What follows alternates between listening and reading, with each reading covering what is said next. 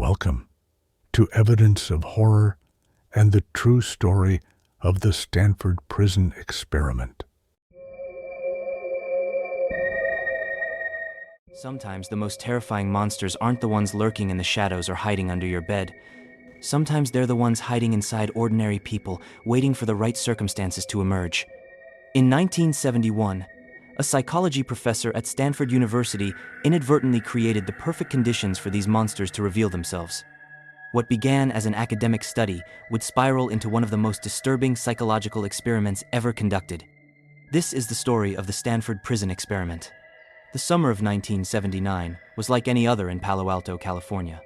Students wandered the palm-lined paths of Stanford University, the air heavy with possibility and academic ambition. In the basement of the psychology building, Professor Philip Zimbardo was finalizing plans for what he believed would be a groundbreaking experiment on the psychology of imprisonment. The premise was deceptively simple. Take ordinary young men, divide them randomly into prisoners and guards, place them in a simulated prison environment, and observe how they adapt to their roles over a 2-week period. Zimbardo wanted to understand how situational forces could influence behavior. What he couldn't have predicted was how quickly and completely the situation would consume everyone involved, including himself. 24 male students were selected from a pool of 75 applicants. They were chosen because they appeared to be the most psychologically stable, mature, and least involved in antisocial behaviors. These weren't troubled individuals or people with criminal tendencies. They were ordinary college students, sons, brothers, boyfriends, who had responded to a newspaper ad offering $15 per day to participate in a prison simulation. The participants were randomly assigned to be either guards or prisoners, with no regard to their personal characteristics. This random assignment is crucial to understand because what happened next couldn't be attributed to pre-existing tendencies. These weren't naturally sadistic people being given power. They were average young men placed in extraordinary circumstances.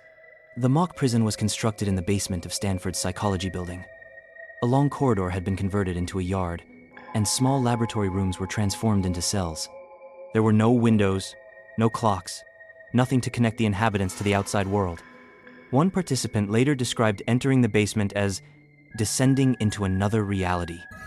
The air was stagnant, tinged with the smell of sweat and cleaning chemicals. The fluorescent lights buzzed overhead, casting everything in a sickly pallor that made even healthy skin look diseased. Sound echoed strangely off the concrete walls, distorting voices until they seemed to come from everywhere and nowhere at once. The experiment began with a theatrical flourish that set the tone for everything that followed. Local police officers, real ones, not actors, conducted arrests of the prisoners at their homes.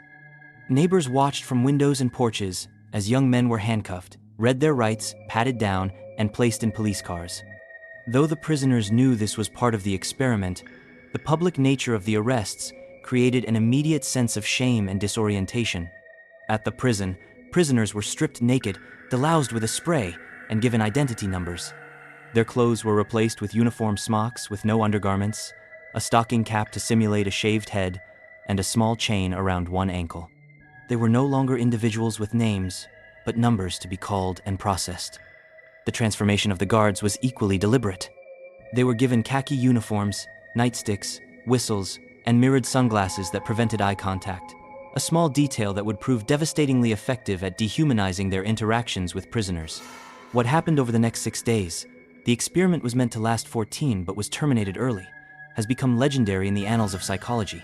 But the sanitized version taught in textbooks barely hints at the true horror of what unfolded in that basement. On the first day, there was awkwardness as everyone settled into their roles. The guards were hesitant, and the prisoners were somewhat amused by the artifice of it all. But beneath this tentative beginning, something darker was already stirring. By the morning of the second day, the prisoners had staged a revolt. They barricaded themselves in their cells, removed their stocking caps, and ripped off their numbers. It was a reasonable response to unreasonable conditions, a last gasp of individual dignity before being subsumed by the system. The guards' response to this rebellion marked the experiment's first descent into true darkness. Rather than simply reasserting control, they seemed to take the resistance personally, as if the prisoners' actions were an affront that demanded not just correction, but punishment. They used fire extinguishers to blast cold carbon dioxide at the prisoners. They stripped them naked. They forced the ringleaders into solitary confinement, a small closet nicknamed the Hole, where prisoners would spend hours in darkness, unable to stand upright or lie down comfortably, with nothing but their increasingly disturbed thoughts for company. One guard later reported feeling like I was in a constant dream or trance. When asked why he didn't intervene when other guards became abusive, he simply said, "I don't know. I was a different person. We all were." The guards instituted arbitrary rules and punishments designed to disrupt the prisoner's sense of control and autonomy. Counts became a primary control mechanism, complex rituals where prisoners had to recite their numbers in specific orders and with particular intonations. Errors resulted in push-ups, loss of bathroom privileges, or solitary confinement. These counts would sometimes last for hours, with prisoners forced to stand at attention while guards found increasingly trivial reasons to restart the process. What began as a control measure became psychological torture, a way to break down resistance by demonstrating the futility of everything except complete submission. Sleep deprivation quickly became a favored tactic. Guards would wake prisoners at all hours for counts and cleaning details. They would bang nightsticks against the bars and shine flashlights into prisoners' faces while they tried to sleep. One guard was recorded whispering to the prisoners as they lay in their bunks, "You can't escape. You're ours now, and you'll never leave unless we say so." The worst abuses occurred during the night shift, when the guards believed they weren't being observed. This is when the creative punishments began, forcing prisoners to clean toilets with their bare hands, making them simulate sexual acts with one another, denying them access to restrooms until they soiled themselves, then mocking them for the result. While the prisoners suffered visible degradation, the subtler horror was the transformation of the guards. Young men who had scored normal on every psychological assessment were now exhibiting behavior that could only be described as sadistic, and they seemed to be enjoying it. One guard, nicknamed John Wayne by the prisoners for his swaggering cruelty, later admitted that he was consciously channeling the prison warden from the film Cool Hand Luke. He viewed his behavior as a performance, an acting exercise that allowed him to explore darker aspects of himself without personal responsibility. "I was surprised at myself," he said in a post-experiment interview. "I made them call each other names and clean the toilets out with their bare hands. I practically considered the prisoners cattle, and I kept thinking I had to watch out for them in case they tried something." The most disturbing evidence of psychological transformation came on the third day, when the first prisoner had what appeared to be a complete emotional breakdown. Prisoner number 8612 began suffering from acute emotional disturbance, uncontrollable crying, rage, and disorganized thinking. When researchers suggested he leave the experiment, he initially refused. The role had consumed him so completely that he couldn't separate the simulation from reality. He preferred to return to the prison to be a good prisoner rather than face what he perceived as personal failure. When he was finally removed from the experiment, the other prisoners assumed he had been sent to a different, real prison rather than simply allowed to go home. The line between simulation and reality had blurred to the point of invisibility. Less widely discussed are the near escapes and what they reveal about the psychology of the situation. One prisoner feigned illness to escape. When he was taken to a doctor, he showed no abnormal symptoms, but rather than concluding he was malingering, the doctor said, "There's nothing physically wrong with you. It must be emotional. I can't release you, but I can give you some tranquilizers to calm you down." The doctor, who was not part of the experiment, had unconsciously accepted the reality of the simulation so completely that he believed he lacked the authority to release a prisoner from a fake prison. When informed that the prisoner could leave at any time, the doctor was shocked and confused. This wasn't an isolated incident. When prisoners' parents came to visit on the pre-arranged visitation day, they accepted the degrading conditions without question. Some even advised their sons to be better prisoners, rather than demanding their release from what was, ultimately, a voluntary psychology experiment. What many don't realize is that Zimbardo himself became a participant in his own experiment. As the self-appointed superintendent, he began making decisions based not on scientific inquiry, but on the preservation of his prison. When rumors circulated that the released prisoner was planning a breakout with friends, Zimbardo's response wasn't to acknowledge the artificial nature of the situation, but to prepare to defend his prison. He later wrote, "I began to think that we would have to start protecting our prison from any possible violence. I called the Palo Alto Police Department and asked the police chief if we could put our troublemakers in his jail. He refused and mentioned something about liability for civil rights violations." Zimbardo, a respected scientist, had asked real police to incarcerate free citizens for the crime of threatening to liberate volunteers from a simulated prison in a psychology experiment. The absurdity of this request reveals how completely the simulation had overtaken reality. By the 5th day, the prisoners had internalized their helplessness. Most spent hours sitting in numb silence, no longer resisting even the most degrading demands. Some had adopted the guards' view of them as deserving punishment, asking permission for the simplest actions like going to the bathroom or writing a letter. One prisoner developed a psychosomatic rash that covered his body. Another entered a state of extreme depression, crying uncontrollably for hours. A third began exhibiting symptoms of acute psychosis, screaming in rage one moment and becoming catatonic the next. What finally ended the experiment was the intervention of Christina Maslach, a graduate student who had recently begun dating Zimbardo. Arriving to conduct interviews, she was horrified by what she witnessed. In one particularly disturbing scene, she saw guards forcing prisoners to march to the bathroom with bags over their heads. "I saw a line of boys with bags over their heads," she recalled, "and guards shouting at them and pushing them around. I was stunned. I said, 'What are you doing?' 'These are boys. You are treating this way. Not prisoners, not subjects. They are boys.'" When Zimbardo defended the practices as necessary for the experiment, Maslach delivered the wake-up call that finally pierced his self-deception. "What you are doing to those boys is a terrible thing. You should be ashamed of yourself." The experiment was terminated on the 6th day, 8 days early.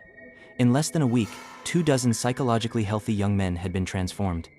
Some guards had become sadistic abusers, some prisoners had become passive victims, and the man overseeing it all had become so immersed in his role that he had lost sight of basic ethical and moral principles. During the debriefing sessions that followed, participants expressed shock at their own behavior.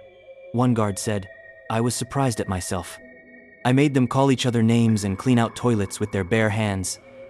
I practically considered the prisoners cattle, and I kept thinking I had to watch out for them in case they tried something."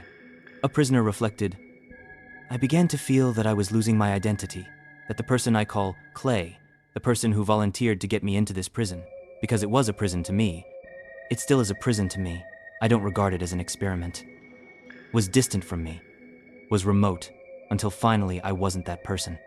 I was 416. I was really my number."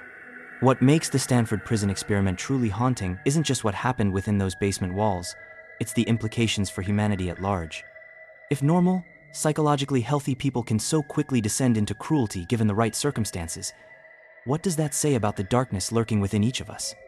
The ease with which people adapted to their roles suggests that our identity, our very sense of self, is more fragile and situationally determined than we'd like to believe. The line between guard and prisoner, between abuser and victim, may be terrifyingly thin.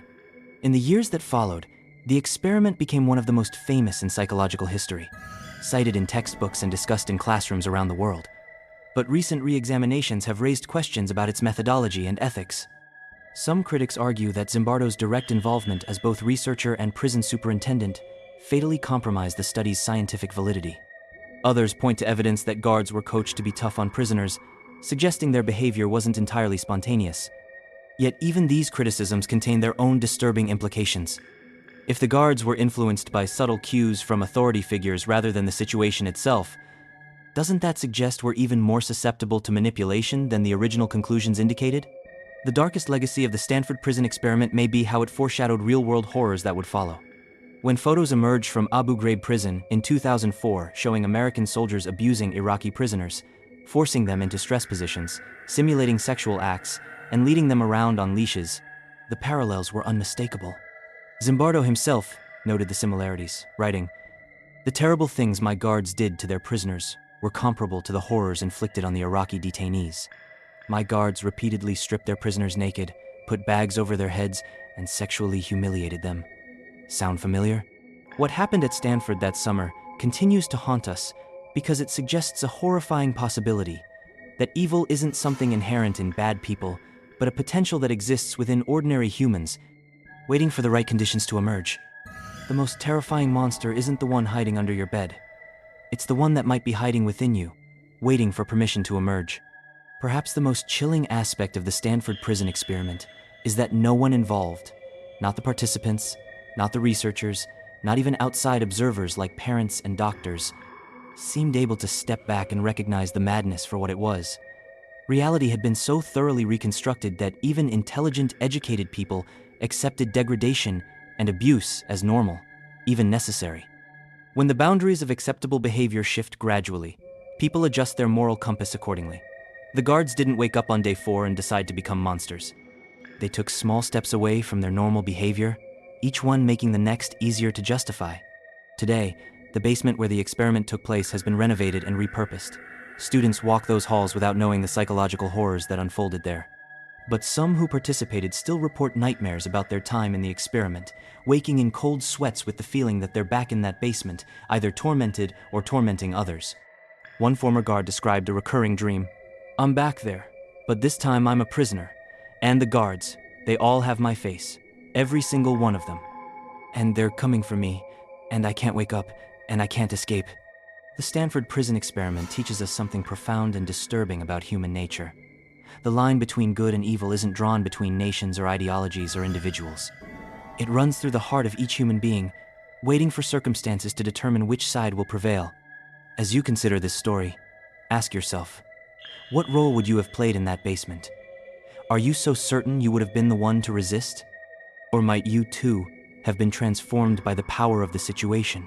The most terrifying truth isn't that monsters exist. It's that under the right conditions, anyone can become one. In the decades since the experiment, many participants have grappled with their actions. One guard, who had been particularly cruel, later became a prison reform advocate. "I needed to make amends," he said, "not just for what I did in the experiment, but for what I learned about myself." A former prisoner became a clinical psychologist specializing in trauma.